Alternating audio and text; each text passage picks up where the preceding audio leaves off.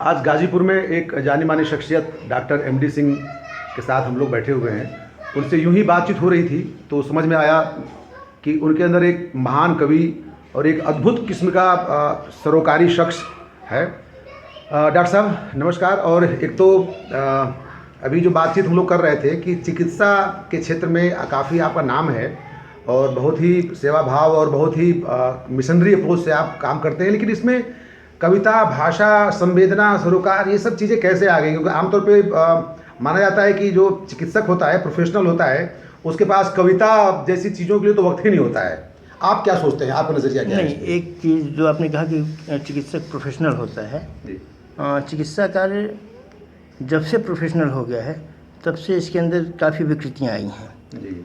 मैं नहीं चाहता प्रोफेशनल होना। चिकित्सा के अंदर संवेदना होनी चाहिए जी। और हमेशा संवेदित व्यक्ति ही किसी के वेदना को सुन सकता है, समझ सकता है और जान सकता है। जब तक उस वेदना को हम अपने अंदर नहीं महसूस करते, किसी के प्रति संवेदना जाहिर नहीं कर सकते। और जब तक चिकित्सक के अंदर संवेदना नहीं होगी, वो एक अच्छा चिकित्सक या सेवक नहीं हो सकता। क्या बात? तो जहाँ तक वेदना की बात है, संवेदना की बात है, तो ये संवेदना जहाँ होगी वहाँ कविता होगी। क्योंकि जब भी आप कोई घटना देखते हैं, सुनते हैं, महसूस करते हैं, तब आपके अंदर कोई ना कोई पहली कविता कैसे फूटी थी? आपने जीवन में जो पहली कविता लिखी, आपने रचना की, शब्द को उतारा कागज पे, क्या कब की बात है ये? हाँ, मुझे लगता है कि मैंने पहली कविता 76 में लिखी थी। अच्छा। जी। और वैसे ही मुझे अपने मित्रों को और लोगों को कविता लिखते सुनने का, उनको पढ़ने का बड़ी इच्छा होती थी। किससे प्रेरित हुए आप ज़्यादा? अपने नहीं, मैं हमेशा और आज तक, अभी तक समय से ही प्रेरित हुआ हूँ। समय से? हाँ, वर्तमान से मैं हमेशा प्रेरित हूँ। मेरे जीवन में अतीत और भविष्य नहीं है। मैं हमेशा वर्तमान में रहना चाहता हूँ, वर्तमान में जीना चाहता हूँ। वर्तमान में रह के ही व्यक्ति जो है कुछ कर सकता है। वर्तमान ही अतीत बनेगा, वर्तमान ही भविष्य को ले जाएगा। अगर व्यक्ति अतीत के बारे में सोच रहा है तो उसके अंदर दुख पैदा होंगे। अगर भविष्य के बारे में सोच रहा है तो डर पैदा होगा। वाह! क्यों डरें? ये क्यों दुखी हों? बड़े बड़े संतों ने, बुद्ध जैसे लोगों ने यही कहा है कि हमारी पीड़ा का कारण है अतीत जीवी होना या भविष्य में जीते रहना। डॉक्टर साहब, एक रचना आपकी हम लोग अभी जस्ट चर्चा कर रहे थे कि शमशान घाट पे आप गए थे और वहाँ से लौटने के बाद आपने लिखा था, तो जरा सुनाएंगे तो अच्छा लगेगा हम लोगों को। सुने जी। ये कब का मामला है? क्या, कहाँ पे शमशान घाट पे? नहीं, अभी जब भी मैं शमशान घाट पर गया हूँ जी, तो कोई ना कोई कविता लेके ही आया हूँ। क्या बात? मैंने कई कविताएं लिखी हैं जो शमशान घाट से लौट के ही लिखी, या वहीं पे लाइनें आने लगी। मैं अपने बड़े पिताजी के लिए गया, अपने भांजे के लिए गया, या फिर अपने अभी एक मित्र के जो छोटे भाई के लिए गया। जी। तो कविताएं आई, हर भाषा में आई, भोजपुरी में आई, हिंदी में आई, उर्दू में आई। जी। तो अब की गज़ल ही आई जैसे मैंने अब की लिखा। जी, इरशाद प्लीज। जिंदों के लिए वक्त नहीं, मुर्दों के लिए दिन सारा। जिंदों के लिए वक्त नहीं, मुर्दों के लिए दिन सारा। जी। आदमी किससे जीता, आदमी किससे हारा। क्या बात है? फिर से एक बार, आदमी किससे जीता, आदमी किससे हारा। सबने तो खुशी के लिए गम को खतावार कहा। सबने तो खुशी के लिए गम को खतावार कहा। एक हंसी के लिए गम को नहीं किसने मारा। क्या बात है? रोता न गर जाने वाला क्यों रो रहा है तुम। रोता न गर जाने वाला जी, क्यों रो रहा है तुम। जी। बहा ज्यादा न अश्क इस कदर समंदर से खारा। क्या बात है? जश्न मौत मना रही तो रस्म तू भी निभा रहा। जश्न मौत मना रही तो रस्म तू भी निभा रहा। न वो ही चारा गर बस, न तू ही है बेचारा। क्या बात है? सिर्फ रुलाने आएगा वो अब ख्यालों में कभी। सिर्फ रुलाने आएगा अब वो ख्यालों में कभी। सिर्फ रुलाने आएगा वो अब ख्यालों में कभी। उस शख्स से अब इसी वक्त कर तू भी ले किनारा। क्या बात है? जिंदों के लिए वक्त नहीं, मुर्दों के लिए दिन सारा। आदमी किससे जीता, आदमी किससे हारा।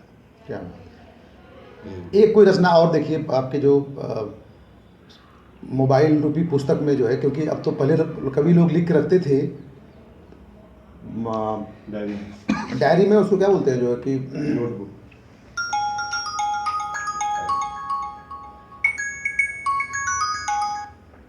हेलो जी। हेलो। जी डॉक्टर साहब, अब क्या सुनाने जा रहे हैं दूसरी कविता? एक छोटी कविता है। जी कभी सोचा जी, सच सचमुच तुम्हारे आसपास होता है। फिर से जो है जी। कभी सोचा, एक कविता है, कभी सोचा, अभी हाल ही में मैंने लिखा। सच सचमुच तुम्हारे आसपास होता है, तुम सच के कितने पास होते हो, यह उन झूठों पर निर्भर होता है जिन्हें तुमने अपने लिए गढ़ा हुआ होता है। अपने लिए गढ़ा हुआ होता गढ़ा है। हुआ हो। सच सचमुच तुम्हारे आसपास होता है, तुम सच के कितने पास होते हो, यह उन झूठों पर निर्भर होता है जिन्हें तुमने अपने लिए गढ़ा हुआ होता है। मैं जब भी दर्पण के सामने खड़ा होता हूँ, सच मानो मेरा अस्तित्व झूठ से भरा हुआ होता है। क्या बात, क्या बात। लोगों को लगता है मुझे भी, तुम्हें भी लगता होगा। लोगों को लगता है मुझे भी, तुम्हें भी लगता ही होगा। जो कुछ भी है हम अपने पास, सुंदर अद्भुत संग्रहणीय, जिसे देखने दिखाने का मन बार बार करता होता है, सहेजा नहीं, संभाला नहीं तो खो सकता है, आँखों से ओझल हो सकता है, मानो वह पैरों के नीचे से फिसलती हुई ज़मीन, टखनों को छूकर बहता हुआ जल, कलाई में बंधा हुआ समय, अथवा मुट्ठी में रेत सा धरा हुआ होता है। कभी सोचा जिस पर आदमी सर्कस करता खड़ा हुआ दिख रहा होता है, सच में वह झूठ के चिकने चमकदार घड़े से बना हुआ होता है। क्या बात, क्या बात, क्या बात। और कोई रचनाएं भी? एक आपने भोले पे लिखा था, और आपने एक बार वो ज्योतिया पे लिखा था, महिलाओं का जो त्यौहार है पूर्वांचल में। तमाम रचनाएं आपको मैं देखता हूँ इसमें समाज सरोकार, जेंडर इक्वलिटी और तमाम इस तरह के मामले होते हैं।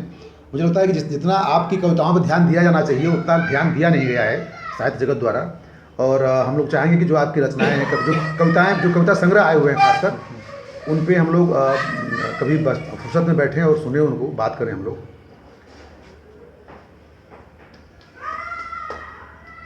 तो एक कविता है, रुको रुको। जी यदि कोई तुम्हें देखे ध्यान से तो खुश होना चाहिए जी कि कोई तुम्हें देख तो रहा, किसी ने देखा तो। जी रुको रुको, इतना भी आह्लाद ठीक नहीं, सतर्कता भी ज़रूरी है, क्योंकि वह तुम्हारे भीतर भी झांकने वाला है। कब अंदर आ गया तुम्हें पता भी नहीं चलेगा। अब चौंकने के लिए तैयार रहो, जो कोई भी था वह तुम्हारे भीतर से निकलकर तुम्हारे हाथ में तुम्हारा सच रखने वाला है। क्या डॉक्टर साहब, आप जो है कितने मरीज आप देख लेते हैं, दिनचर्या क्या रहती है आपकी आमतौर पे? देखिए, जहाँ तक दिनचर्या की बात है, मैं पहले भी कह चुका हूँ कि मैं वर्तमान जीवी हूँ। जो जिस समय जैसा रहता है, जो करता रहता हूँ, उसमें खोया रहता हूँ। आज आपसे बात कर रहा हूँ, इस समय सिर्फ आपके पास हूँ। अभी डिस्पेंसरी में चला जाऊँगा तो उनके पास रहूँगा, वहाँ से छूटूँगा तो कुछ लिखूँगा, कुछ पढ़ूँगा, कुछ करूँगा, लेकिन कुछ करूँगा। आपकी दवाइयाँ बनाने की आपकी फैक्ट्री भी है। हाँ। ये कैसे शुरू किया आपने कामकाज दवाओं के उत्पादन का? हाँ नहीं, ये देखिए, ये तो सच पूछें तो एक चैलेंज था जो मुझे अचानक मिला। मैं अपने एक मित्र की डिस्पेंसरी में बैठा हुआ था, जो जिनका एक मेडिकल स्टोर भी है, और ये मेरे उस समय की बात है जब मैं प्रैक्टिस में तो था, ठीक ठाक था, और अभी मेरे पास कोई फैक्ट्री नहीं थी। तो और उसी समय संयोग से सरकार ने पौंड सप्लाई पे जो है बैन लगाया हुआ था। किस चीज़ की सप्लाई पे? होम्योपैथिक दवाओं की जी। बड़ी फाइल की सप्लाई पे बैन लगा रखा था। अच्छा। 450 ml पहले आता था, डॉक्टरों के पास आसानी से मिल जाता था, काफ़ी कम दाम में मिल जाता था। तो मैं वहाँ बैठा हुआ था, 2-3 लोग और बैठे हुए थे, मुझे पता नहीं था ये लोग कौन हैं। जी। मैं अपने मित्र डॉक्टर से बात कर रहा था जी। कि अरे भाई जब से ये पौंड सप्लाई पे रोक लग गई है, जी। तो छोटी सप्लाई के लिए या छोटी फाइलों में सप्लाई के लिए दवाओं का दाम बहुत बढ़ा दिया गया है। और चूँकि हम प्रैक्टिस में हैं जी।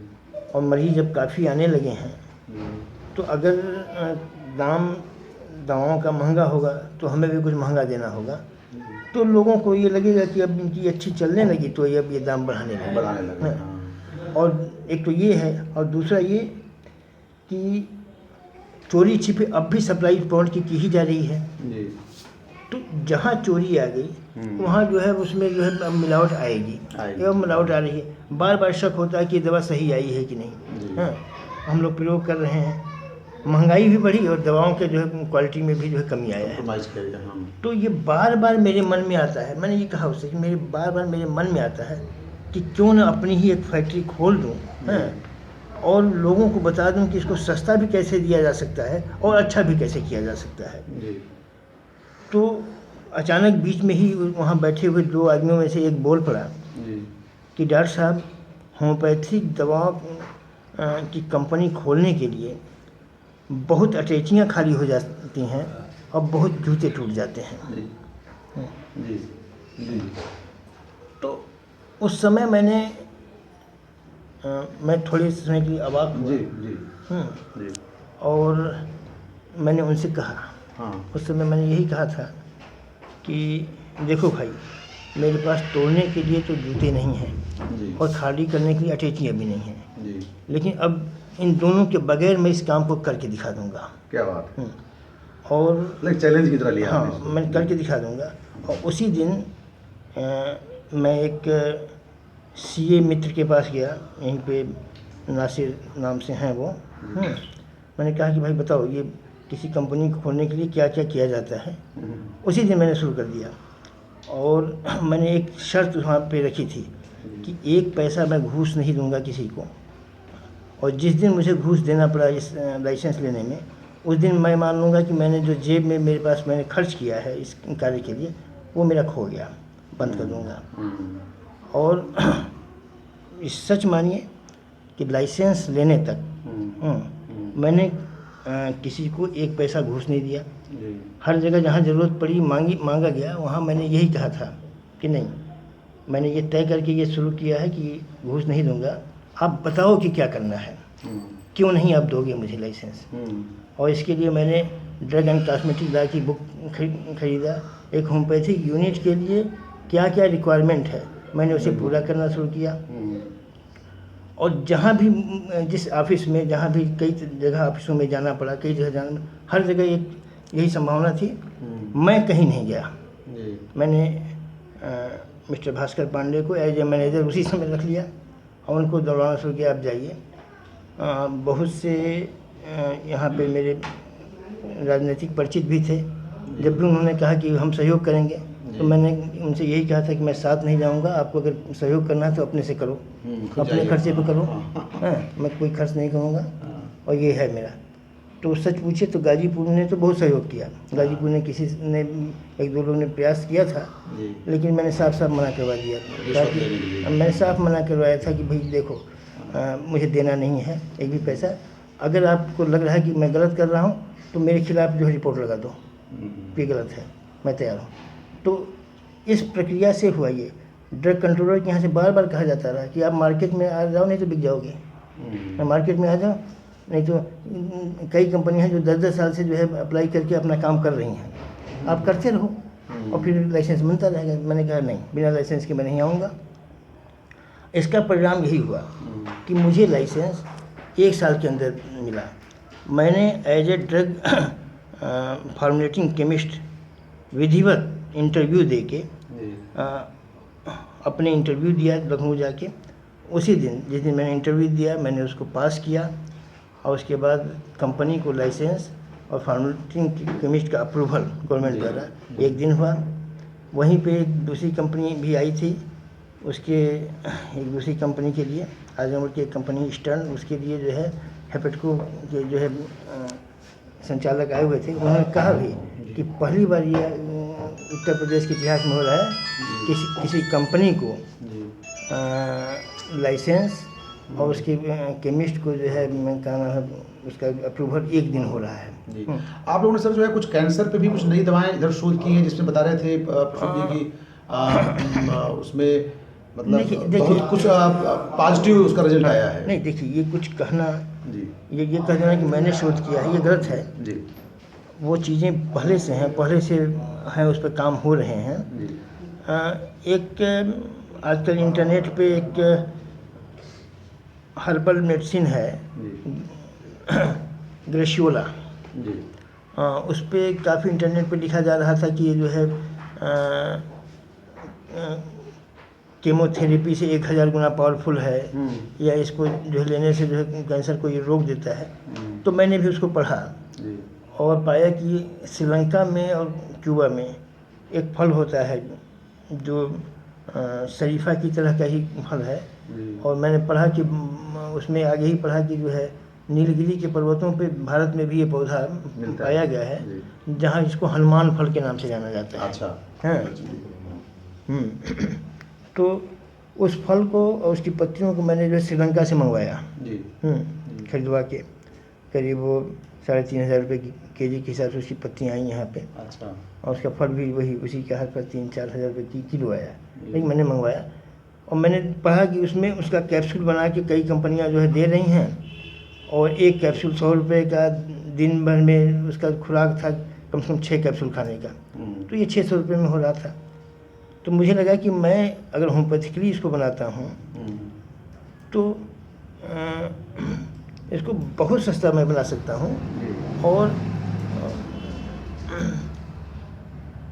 80 रुपये या 100 रुपये तक में तो इतना बना दूंगा कि एक आदमी जो महीने भर उसको खाता रहे। क्या बात है, और उससे ज़्यादा पावरफुल बना सकता हूँ।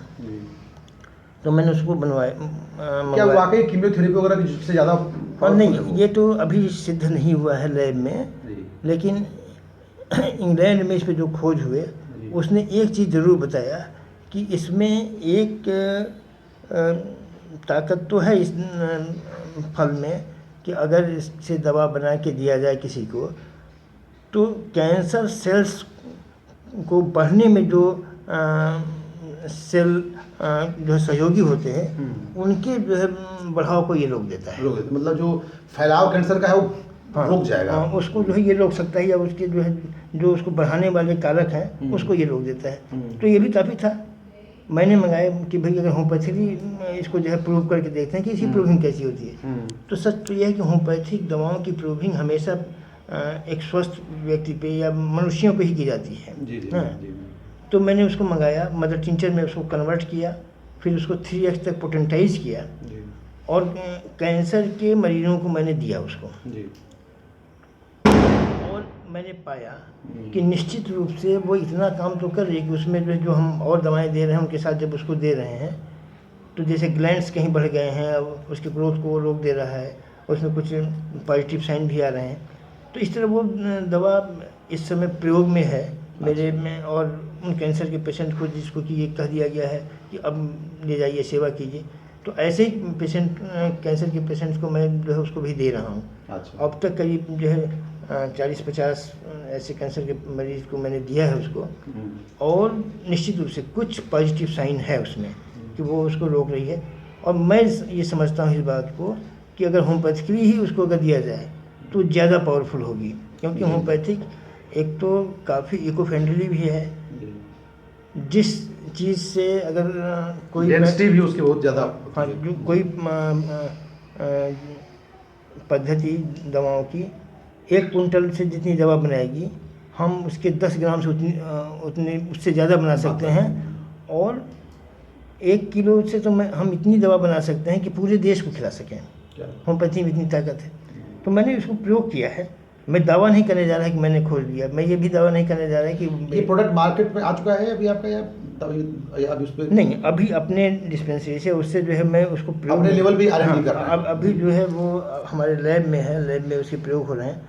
दुनिया के कई लैब में उसके प्रयोग हो रहे हैं। होम्योपैथिकली मैं प्रयोग कर रहा हूँ उसको। जी, जी। हाँ, बाकी लोग किस फॉर्मेट में प्रयोग कर रहे हैं, आयुर्वेद या हाँ, एलोपैथी? आयुर्वेद वाले उसको कैप्सूल फॉर्म में दे रहे हैं अच्छा। और कई रूप में दे रहे हैं। हाँ, एज ए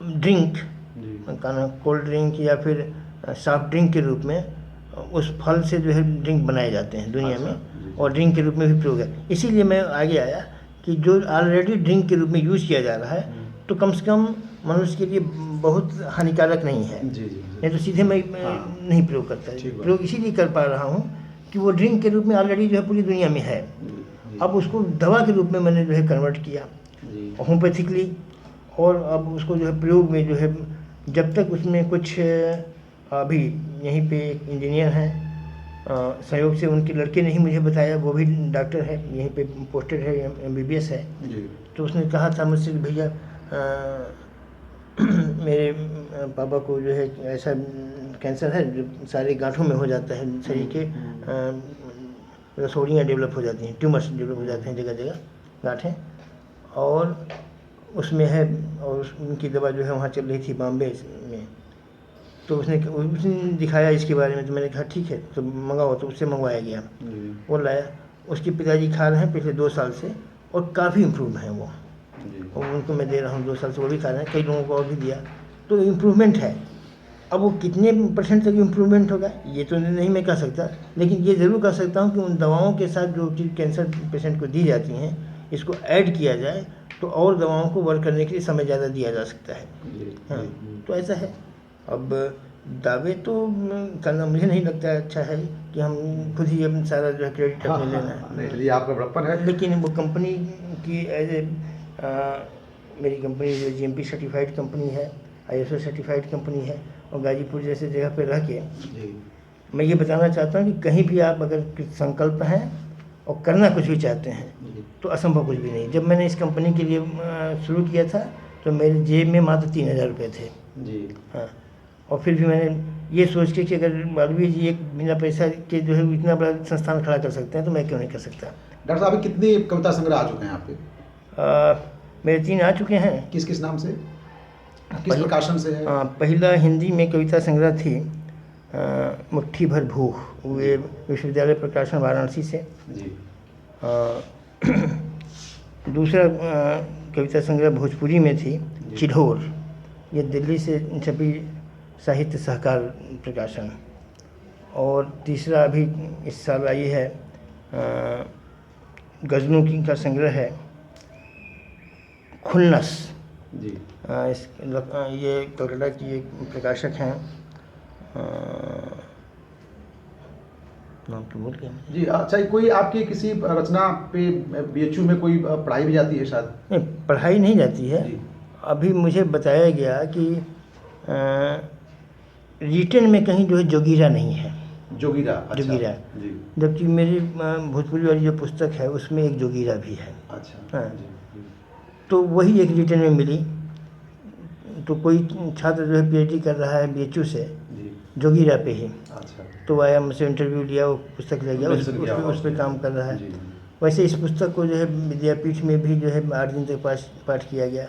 अच्छा, BHU के भाषा विज्ञान के जी, प्रोफेसर हैं डॉक्टर मिश्रा, जी, उन्होंने मुझे फ़ोन करके कहा कि इस पुस्तक ने जो है बड़ा उद्धार किया है भोजपुरी का। जी, मिथिला यूनिवर्सिटी से जो है से भी उस पर जो है आलेख आया। महात्मा गांधी यूनिवर्सिटी महाराष्ट्र में है कहीं से, वहाँ से भी उसके बारे में काफ़ी। तो मुझे लगा ये वो भी मेरे लिए चैलेंज था। एक मेरे मित्र ने कहा कि आप सिर्फ 5 भोजपुरी लिख देते तो जो है मैं अपनी बहन जी को देता। वो मॉरिशस की एक प्रधानमंत्री थे शिव सागर राम गुलाम, जी, उनकी पत्नी को बहन जी कहा करते थे। जी, तो आने वाली थी तो कहीं उनको मैं देता अपना कविताएँ। लेकिन जाते जाते वो ये भी कह गए कि देखिएगा हिंदी को तोड़ के ही भोजपुरी में समझ लीजिएगा। अच्छा, तो ये मुझे लगा ये तो चैलेंज है। जो आदमी दिन भर भोजपुरियों के बीच में बैठा है, जी, मेरी सफलता का एक राज तो ये भी है कि मैं पेशेंट से उसी की भाषा में बात करता हूँ। क्या बात? जब आप जिसके भाषा में बात करते हैं तो आदमी आपके साथ खुलेगा, आपके साथ जुटेगा। और यही कारण है कि सारे पेशेंट कोई भी हो मेरे साथ जुट जाता है। वो देहात से, खाटी देहात से आया हुआ हो, कोई महिला हो जो सबके सामने नहीं बोल पाएगी, वो मेरे सामने खूब आराम से भोजपुरी में बतियाएगी, तो वो मिल जाता है। आपने काट रहा हूँ, आपने कहा था कि 70% लोग जो आते हैं उनको रोग की दवा की जरूरत नहीं होती है। हाँ, ये तो एकदम सत्य है। क्या ये चिकित्सा जगत मानता है जी कि 100 में से 70 मरीज डॉक्टर के पास जो जाते हैं उन्हें दवा की कोई ज़रूरत नहीं होती। जी बस वो इसलिए जाते हैं कि वो नहीं जानते हैं कि वो बीमार हैं या बीमार जैसे हैं। क्या बात हाँ, अगर डॉक्टर सही है तो वो जान जाता है कि इस आदमी को दवा की बहुत ज़रूरत नहीं है, तो एक सामान्य सी दवा या पेशेंट को उसके सहानुभूति से ही ठीक हो जाना है। जी पेशेंट वो सोच के आया कि डॉक्टर के पास जाएंगे, डॉक्टर एमडी सिंह के पास जाएंगे तो ज़रूर ठीक हो जाएंगे, तो अपने इस सोच के कारण ही मेरे पास से कुछ भी लेके जाएगा तो ठीक होगा। जी जी 30% ऐसा है कि जो मरीज होता है वो डॉक्टर जानता है। तो आज ये बहुत गलत काम किया जा रहा है कि मैं जान जाता हूँ, डॉक्टर जान जाता है कि रोग नहीं है, फिर भी उसको तमाम चेक कराना, तमाम वो सब कराना, ये सब नहीं होना चाहिए। अगर इस विधा को, ये जो ये कर्म है, इसको इसके रूप में ही जिंदा रखना है तो इसको व्यवसाय होने से बचाना होगा। चलिए डॉक्टर साहब, आपके मरीजों का लगातार फोन आ रहा है और हम लोगों ने कविता से लेके रोगों तक और कैंसर तक पे बात की। मुझे लगता है कई बार कविताएं भी दवा का काम करती हैं। बहुत बहुत समाज के लिए साहित्य की बहुत ज़रूरत है। आज क्या हुआ है, आज हुआ ये है कि छोटेपन से जो पढ़ाई जाती है उससे साहित्य गायब है। और यही कारण है कि आज विखंडन ज़्यादा हो रहा है बच्चों में, हैं, उनके अंदर जो है आक्रोश ज़्यादा है। वो नहीं जान पाते कि जो है, क्योंकि ये साहित्य ही है मेरे अंदर जो है। मैं पेशेंट्स के लिए रात भर जग सकता हूँ। मैंने जब प्रैक्टिस शुरू किया तभी मैंने तय किया था कि रात में अगर 10 बार भी पेशेंट जगाएगा तो मैं जगूँगा और उनको देखूँगा, दवा दूँगा। और ये भी मैंने तय किया था कि रात में अगर कभी जगा कोई पेशेंट आया तो उससे 1 पैसा नहीं लूँगा। मैंने आज तक निभाया है 35 साल में। सिर्फ इसलिए कि असल मज़ा उसी समय आता है। उस समय लगता है कि मैं कुछ सेवा कर रहा हूँ, दिन भर तो नहीं लगता। तो ये जब तक भाव नहीं आएगा, और ये कहाँ से आया? मैंने पढ़ते समय मंत्र कथा को पढ़ा प्रेमचंद के, जिसमें यही है, और शायद अंदर मेरे अंतर्मन में बैठ गया होगा। वो कौन सी कहानी प्रेमचंद की थी? मंत्र। अच्छा जी। उसको पढ़ के ही वो बैठ गया, वो अब तक है। हाँ। अब तक कितने पेशेंट देखे होंगे आपने 35 साल में? कोई अंदाजा? लाख तो हो गया होगा ऊपर। अब ये तो नहीं कहा जा सकता, अब गिना तो नहीं मैंने। पर डे जितना एवरेज निकाल सकते हैं हम लोग जो 35 साल का। चलिए, तो लंबा गणित कैसे हो गया ये? मैं बता सकता हूँ, मैं भी बता सकती हूँ। वो मुझे लगता है कि करोड़ से ज़्यादा हो गए होंगे। आपके पेशेंट आते कहाँ से हैं? गाजीपुर के ही होते हैं या बहुत? नहीं, वो बहुत दूर से आते हैं। अच्छा। मेरे पास पूरे देश से हैं। अच्छा। इवन कि दिल्ली से सिर्फ दवा लेने आते हैं। क्या बात? दिल्ली से, हरियाणा से और विदेशों से भी। आपने पढ़ाई कहाँ पे की थी? गाजीपुर में। जी, गाजीपुर में। अच्छा, यहाँ पे होम्योपैथी कॉलेज है? हाँ, मैं कक्षा 1 से यहीं पढ़ा हूँ। मतलब ये मेडिकल की भी पढ़ाई आपने यहीं की? यहीं किया है। अच्छा, क्या बात। और देखिए, चिकित्सा में अभी हाल में आप दिल्ली गए थे जहाज से और लौटे जनरल डिब्बा से। हाँ। ऐसी उलटबाजी क्यों? भाई देखिए, वहाँ जाना जल्दी था जी लेकिन आने के लिए मैं 35 साल से ट्रेन पे नहीं चढ़ा था। जी मुझे लगा कि जो आम आदमी जिसमें चढ़ रहा हो, आज मैं नहीं चल रहा, तो बहुत, मैं तो भाई साहित्यकार भी तो मेरे अंदर है ना। जी तो वो मिलता तभी जब मैं आम लोगों के बीच में रहता, जी। उनसे वैसे ही धक्के खाते हुए चढ़ता, धक्के खाते हुए उतरता। मैं आपकी जानकारी के लिए बता दूं जी। कि मैं अपने पढ़ाई के समय में मैंने एज ए पत्रकार भी काम किया है। अरे वाह, अच्छा। और एक छोटी सी हम अखबार निकालते थे, आंचलिक क्रांति। आंचलिक क्रांति। हाँ, उसमें मैं एक स्तंभ लिखा करता था, कालचक्र। अच्छा। वैसे भी जी। तो सच पूछिए तो अगर मैं डॉक्टर नहीं होता तो यायावर होता। क्या बात है। हाँ वो यायावर मन आपकी कविताओं में दिखता है। हाँ, अब भी है, वो जिंदा है। तो चलिए सर, बहुत बहुत धन्यवाद। आपने बहुत सारी बातें आपसे हुई और अच्छा लगा। फिर हम लोग कभी बैठेंगे तो विस्तार से बातचीत करेंगे। शुक्रिया सर, थैंक यू। धन्यवाद।